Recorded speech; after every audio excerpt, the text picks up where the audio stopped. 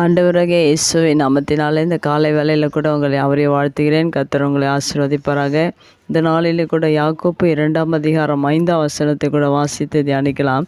என் பிரியமான சகோதரரே, கேளுங்கள். தேவன் இவ்வுலகத்தின் தரித்திரரை விசுவாசத்தில் ஐஸ்வர்யவான்களாகவும் தம்மிடத்தில் அன்பு கூறுகிறவர்களுக்கு வாக்குத்தத்தம் பண்ணினர் ராஜ்யத்தை சுதந்திரிக்கிறவர்களாகவும் தெரிந்து கொள்ளவில்லையா? மிக அருமையான வேதவசனம். இந்த வேதவசனத்தில் கூட தம்மிடத்தில் அன்பு கூறுகிறவர்களுக்கு என்று சொல்லப்பட்டிருக்கிறது. அம்மையாகவே தேவனிடத்தில் அன்பு கூறும்போது தேவன் நம்மை நேசித்து நமக்காக அநேக ஆசீர்வாதங்களை வைத்திருக்கிறார். இந்த வசனத்தில் கூட அன்பு கூறுகிறவர்களுக்கு வாக்குத்தத்தம் பண்ணப்பட்ட தேவ ராஜ்யத்தை சுதந்திரித்து கொள்ளும்படியாக தேவன் உங்களுக்காக உதவி செய்திருக்கிறார்.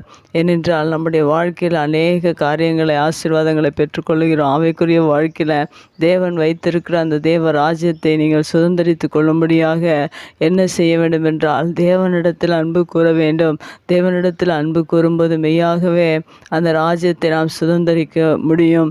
ஏனென்றால் யோவான் புத்தகத்தில் 14 சொல்லப்பட்டிருக்கிறது, நான் உங்களுக்கு ஒரு ஸ்தலத்தை ஆயத்தம் பண்ண போகிறோம். ஆயத்தம் பண்ணின பின்பு அதை உங்களுக்கு தேவன் அவர் வந்து நம்மை அந்த ராஜ்யத்தில் சுதந்திரித்து அதில் வாழும்படியாக தேவன் கிருபை செய்ய அவர் வல்லவராக இருக்கிறார். அந்த ராஜ்யத்தை சுதந்திரித்து கொள்வதற்காக நாம் இந்த உலகத்தில் தேவனிடத்தில் அன்பு கூற வேண்டும்.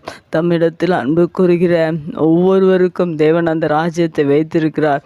அந்த ராஜ்யம் இந்த உலகத்தின் ஆசீர்வாதங்களை விட மிக பெரிதான ஒரு ஆசீர்வாதம். அந்த ராஜ்யத்தை நாம் இழந்து விடாதபடிக்கு தேவ ராஜ்யத்தில் சுதந்திரிப்பதற்காக தேவனிடத்தில் அன்பு கூறுகிற பிள்ளைகளாக இருக்க வேண்டும்.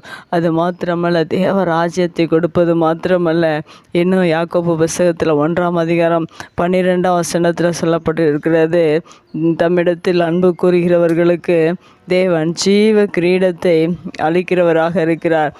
ஏனென்றால் ஜீவ கிரீடமும் தேவனுடைய ராஜ்யத்தில் நமக்காக வைக்கப்பட்டிருக்கிறது. கிரீடத்தை ராஜாக்களுக்கு அளிப்பார்கள் இந்த பூமியில். அதுபோல் தேவனிடத்தில் அன்பு கூறுகிற ஒவ்வொரு பிள்ளைகளுக்கும் தேவன் தம்முடைய கிரீடத்தை, ஜீவ கிரீடத்தை நமக்காக வைத்திருக்கிறார். அந்த ஆசீர்வாதத்தை நாம் பெற்றுக்கொள்ள வேண்டும். தேவ ராஜ்யத்தையும் ஜீவ கிரீடத்தையும் நாம் பெற்றுக்கொள்வதற்கு தேவனிடத்தில் அன்பு கூற வேண்டும். தேவனும் நம்மை மிகவும் அதிகமாக நேசிக்கிறார். தேவன் அன்பாகவே இருக்கிறார். அவருடைய அன்பு மிகவும் பெரியது. தேவன் இந்த உலகத்தில் உங்கள் ஒவ்வொருவரையும் தெரிந்து கொண்டு நேசித்து நிலவாய் தேவன் நம் ஒவ்வொருவரையும் ஒவ்வொரு நாளும் நடத்தி வருகிறார் என்றால் அவருடைய அன்பு. ஏனென்றால் அவருடைய அன்பு இல்லை என்றால் இந்த உலகத்தில் நாம் வாழ முடியாது. அப்படிப்பட்ட தேவனுடைய அன்பை அறிந்து நாமும் கூட இந்த பூமியில் வாழும்போது தேவனுடைய அன்பை நாம் அன்பிலே வாழ வேண்டும். தேவனை அதிகமாக நேசிக்க வேண்டும். தம்மை நேசிக்கிற ஒவ்வொரு பிள்ளைகளுக்கும் தேவன் தம்முடைய வாக்குத்தத்தம் பண்ணின ஜீவ கிரீடத்தையும் வாக்குத்தத்தம் பண்ணின இந்த தேவ ராஜ்யத்தையும் உங்களுடைய வாழ்க்கையில் கொடுத்து உங்களை ஆசீர்வதிக்கிறவராக இருக்கிறார்.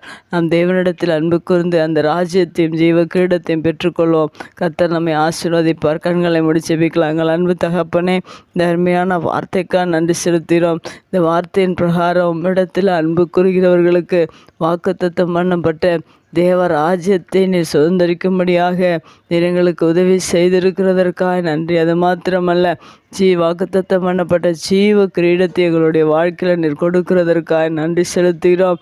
இந்த ஆசீர்வாதத்தை எங்களுடைய வாழ்க்கையில் இழந்து போகாதபடிக்கு தேவ ராஜ்யத்தையும் ஜீவ கிரீடத்தையும் நாங்கள் பெற்றுக்கொள்ள நீர் உதவி செய்வீராக.